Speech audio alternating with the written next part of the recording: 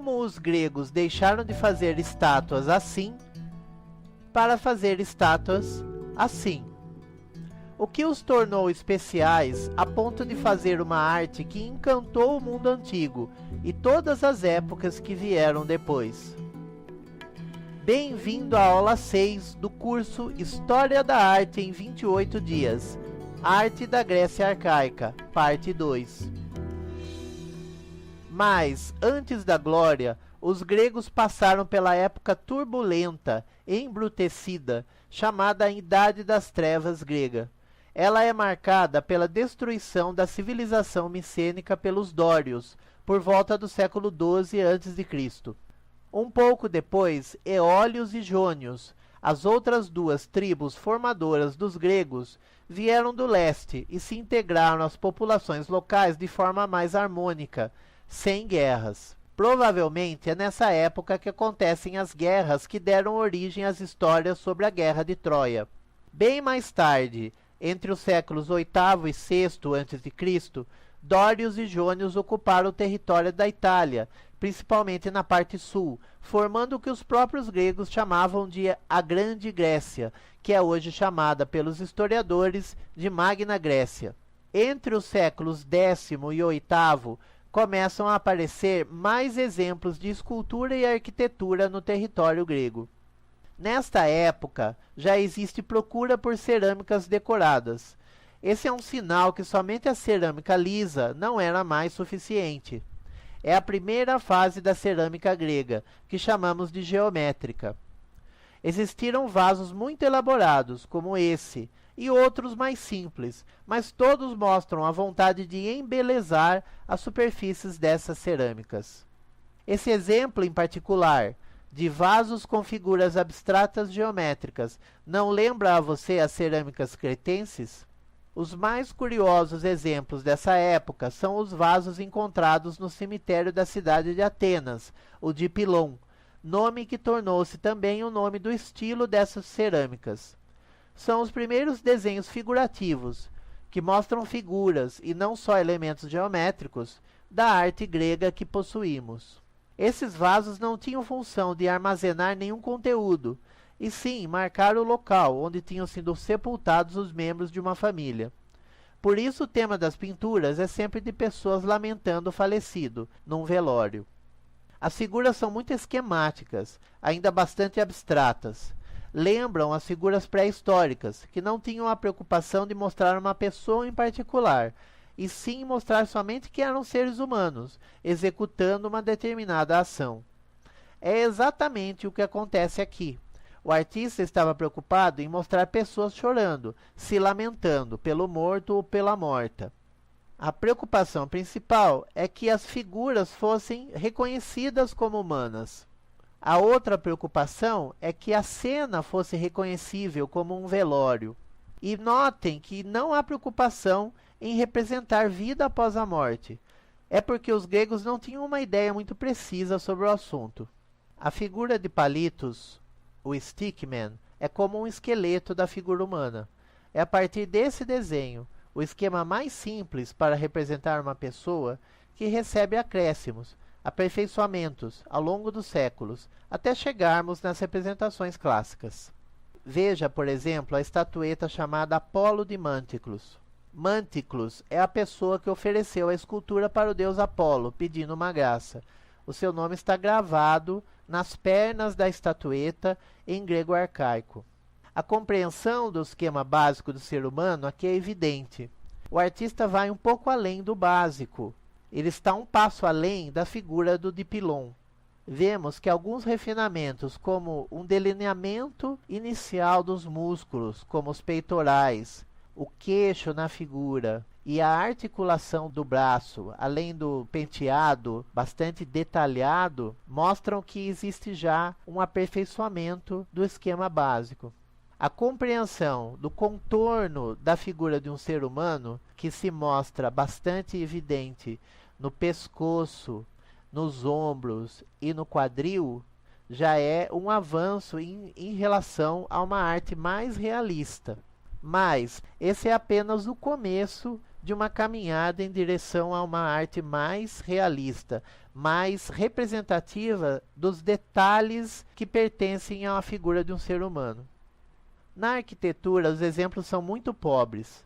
Os templos são pequenos, refletem a ideia que esteve na religião grega até o fim de que cada templo era a casa do deus ou deusa.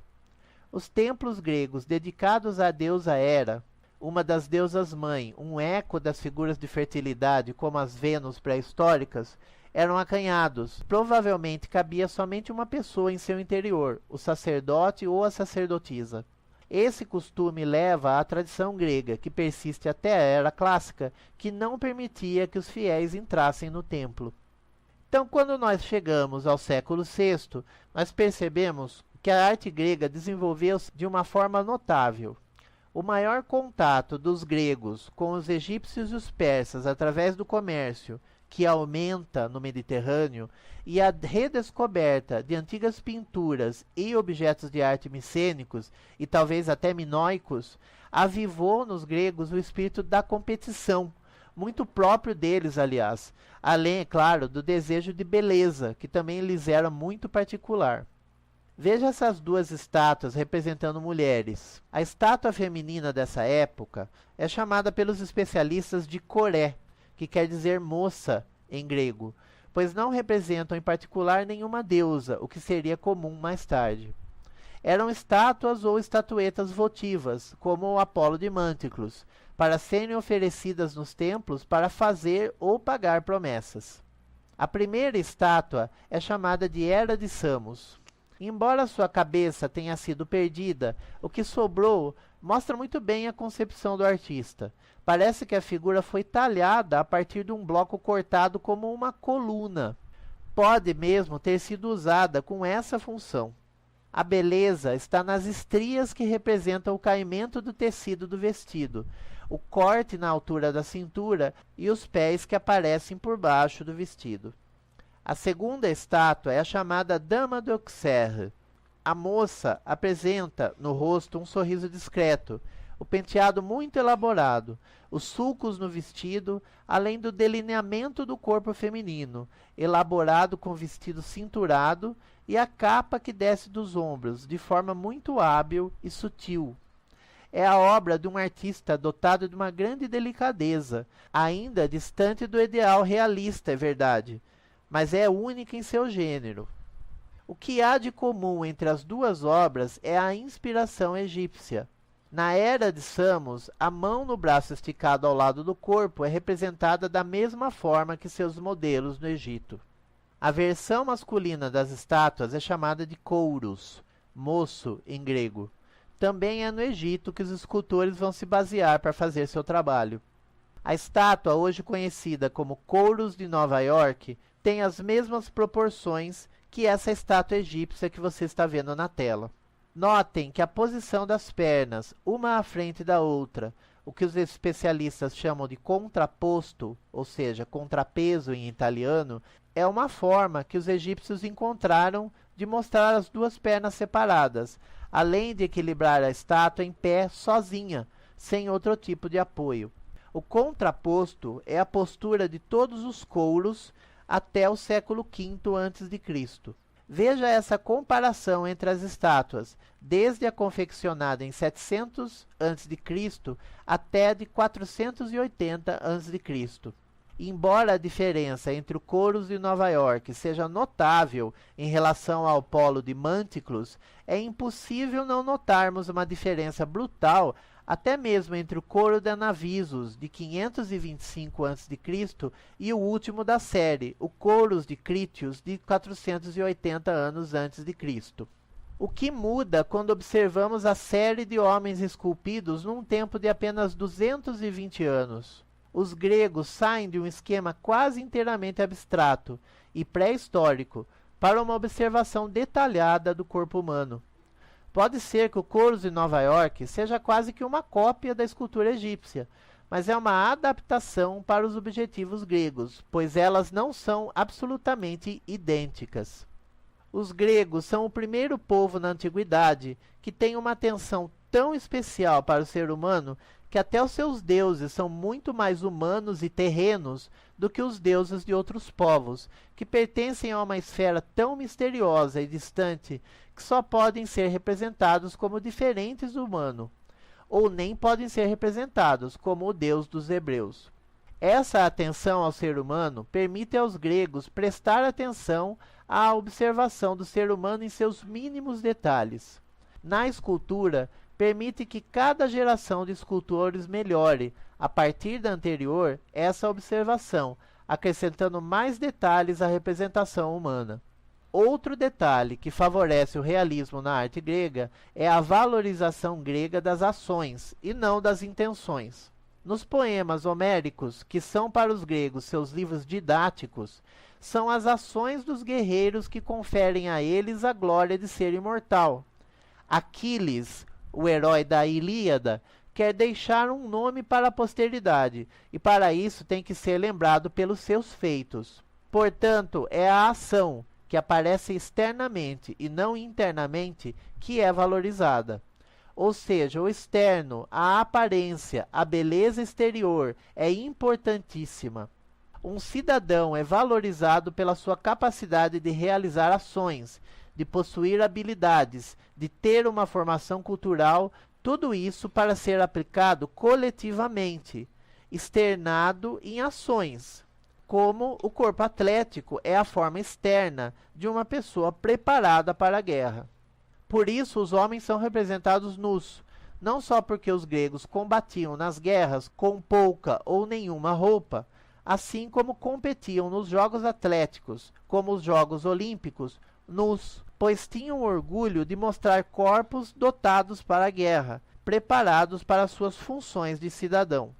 Ou prezavam estátuas de homens nus com um físico perfeito como modelos a serem imitados. Ao contrário, as mulheres eram representadas vestidas, pois não era necessário, socialmente, representá-las nuas, pois o recato era mais valorizado entre elas. A beleza era valorizada, uma beleza recatada que se mostrava em belos rostos, belos penteados, belos vestidos. Uma mulher bem vestida era o modelo a ser imitado. As mulheres deviam guardar o corpo para o marido, por isso não eram mostrados nas estátuas. O contraponto maior a isso são as figuras mitológicas das górgonas, os monstros femininos, sendo que a mais famosa delas era a Medusa. A figura da Medusa esteve na moda nos tempos arcaicos e era usado como amuleto para espantar espíritos ou para afugentar inimigos. A Medusa era estampada em escudos, supostamente para afugentar os inimigos pelo terror imposto pela figura horrorosa da Medusa. Outro ponto da escultura arcaica grega são os conjuntos de esculturas dos templos. Havia um espaço triangular nas fachadas dos seus templos, chamado frontão, o que hoje chamamos de tesoura e que fazia parte da estrutura do telhado. Os escultores gregos começaram a decorar esse espaço com grupos de esculturas. O desafio era ocupar o espaço com uma escultura em pé no centro e depois ir até os cantos com figuras menores ou figuras dobradas, articuladas. A variação necessária em estátuas, devido ao espaço reduzido que ocupavam, deu a oportunidade aos artistas de desenvolver posições diferentes da postura em pé somente. Guerreiros deitados, ajoelhados, deuses e deusas inclinados, com o corpo torcido, favoreceram a exploração de outras posições do corpo humano. Assim, chegamos às portas do século clássico grego, o século V a.C., chamado de século de ouro ou século de Péricles, o século da máxima glória da civilização grega e da democracia em Atenas. Mas até aqui, surpreende-nos a caminhada artística dos gregos e o pouco tempo que levaram, comparados a egípcios, mesopotâmicos, cretenses e micênicos, para desenvolver uma arte realista e sofisticada a partir de uma arte simples, quase pré-histórica. Não é fácil explicar por que somente um povo, em toda a antiguidade ocidental, chegou a uma arte que foi admirada durante quase 3.000 anos e que ainda causa espanto.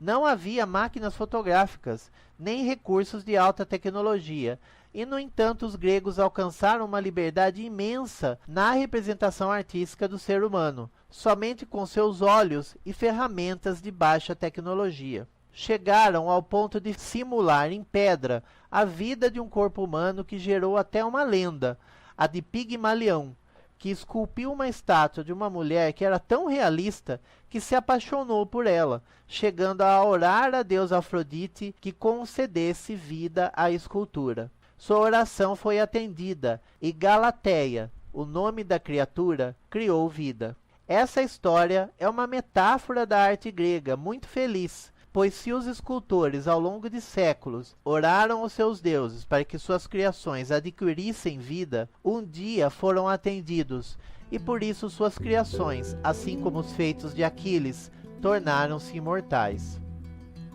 Na próxima aula, a arte grega chega ao seu período máximo, a arte clássica do século V a.C. Muito obrigado e até lá!